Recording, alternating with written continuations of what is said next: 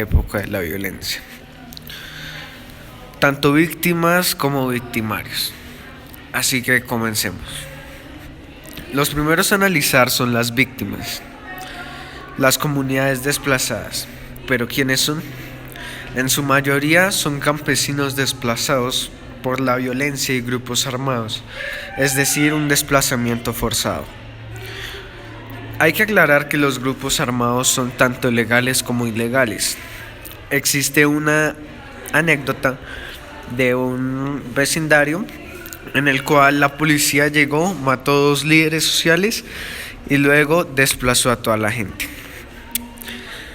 La vereda o el vecindario es muy importante también para los campesinos. ¿Por qué?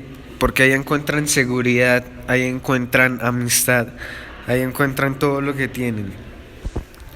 También esto genera inestabilidad social por lo antes mencionado ataques a líderes sociales.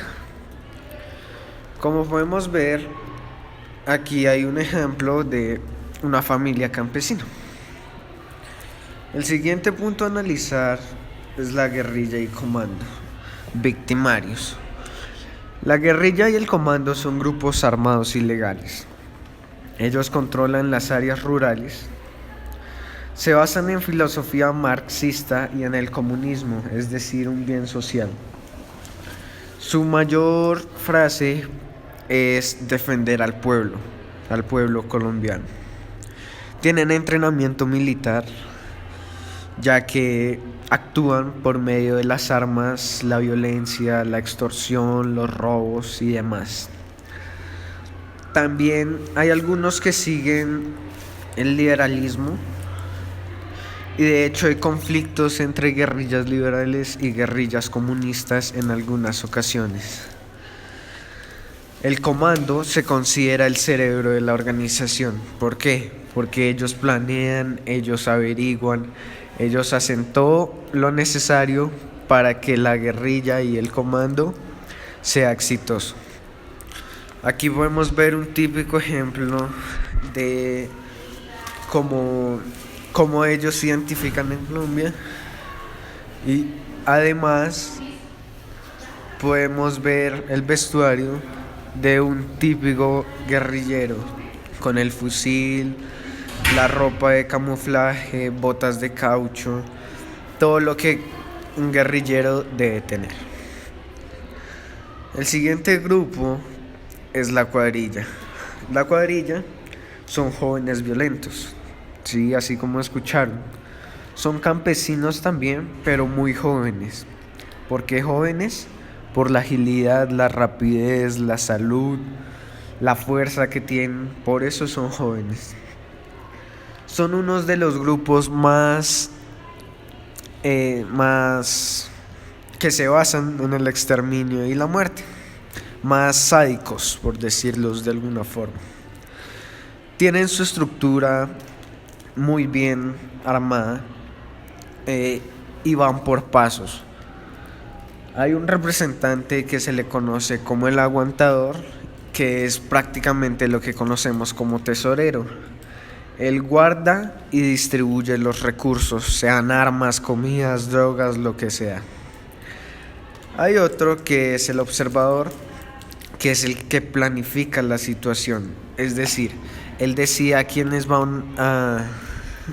él decide qué territorios van a habitar debido a las situaciones, y en su mayoría ellos roban grandes hacendatarios debido al observador. Finalmente está el señalador. El señalador es prácticamente el monstruo de la historia. ¿Por qué?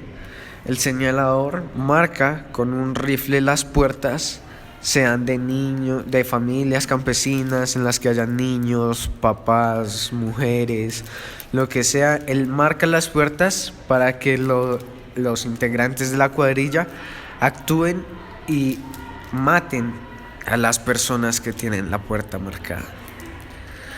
Aquí podemos ver el rifle, que es un símbolo de ellos, y la puerta, con lo que se quiere representar esta marcación.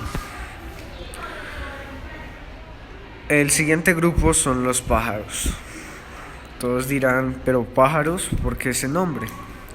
Bueno, los pájaros son conservadores. Actualmente serían los sicarios, ya que ellos trabajan por medio de motos o de grandes carros en los cuales asesinan a la gente. Obviamente, el Estado de la época aprobaba este grupo, debido a que el Estado era netamente conservador. Entonces consideraban que ellos defendían el gobierno. Lo que más roban son cafetales. Ellos roban los cafetales, se ubican en los cafetales y después venden el café a otras personas. ¿A cambio de qué? A cambio de alpiste, como se conoce en el grupo de los pájaros. Alpiste significa armas, drogas, todo lo ilegal que puedan tener. Hay demasiados dichos en este grupo, digamos, denme alpiste, que es esto de drogas y armas. También que crean nidos, que es donde desplazan la gente para evitar coger vuelo, que es ir de un lugar a otro. Y lo más curioso de los pájaros es que no dejan ni una sola huella. Aquí podemos ver los pájaros, el Partido Conservador y un pájaro azul que representa el color conservador con el café, que es a lo que se dedica.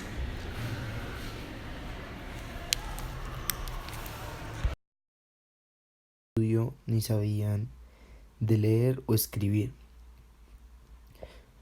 Hay un estudio que explica que básicamente, que aproximadamente por cada 100 personas analfabetas, en estos grupos había nada más 5 que sabían leer y escribir. Segundo, la carencia del estudio. La carencia del estudio era algo preocupante, debido a que el estudio no era facilitado en cualquier lado ni por cualquier motivo. La mayoría de estos grupos eran confirmados de personas entre los 14 y los 35 años. Generalmente había una minoría en estos ambos extremos. Las mujeres tuvieron un cargo esencial en este problema, en esta problemática, en este conflicto, debido a que eran consideradas los ojos y los oídos de cada una de las personas ahí presentes. Estas podían camuflarse fácilmente por ser mujeres y lograr su objetivo final. Por ejemplo, había uno de los casos los cuales explicaba cómo las mujeres escogían a los militares, tenían relaciones con ellos y después de eso solamente lograban interceptar los planes de los militares. Espionaje. Bueno, de nuevo, básicamente el espionaje era usado por las mujeres y hombres.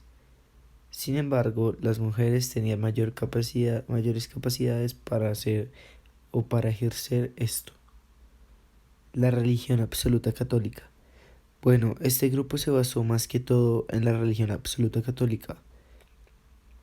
Por ende, en vez de perseguir la guerra, buscaron en la forma de un acuerdo. La necesidad de un joven de pelear, la necesidad de un joven de tener una calidad de vida. Todas esas necesidades son las que transforman a las personas y las convierten en quienes son. Otros grupos de coacción. Bueno, básicamente los otros grupos de coacción se basaban en el impedimento de la economía, el impedimento de grupos medios y altos. Por ende, sus principales características eran el bloqueo económico, la violencia económica, la labor de ablandamiento y la autoridad infringiendo miedo. Bueno, el bloqueo económico es la forma en la cual estos obstruían la mercancía o cualquier remota posibilidad de gobierno y estos no podrían comercializar. La violencia económica es muy similar a lo anterior. Sin embargo, en este se aplican hartas y drásticas consecuencias. La labor de ablandamiento. Bueno, básicamente la, la, la, la labor de ablandamiento es sobre los propietarios de los territorios que mediante amenazas, atentados y masacres prefieren dejar sus hogares. Estos se adaptan y adquieren estos lugares, se adueñan de estos y se van de ahí. Estas son las diferentes problemáticas que existen. Sí, son muchos grupos. Sí, cada uno tiene sus diferentes características. Pero a lo largo de la historia de Colombia, aún habiendo pasado por todas estas crisis,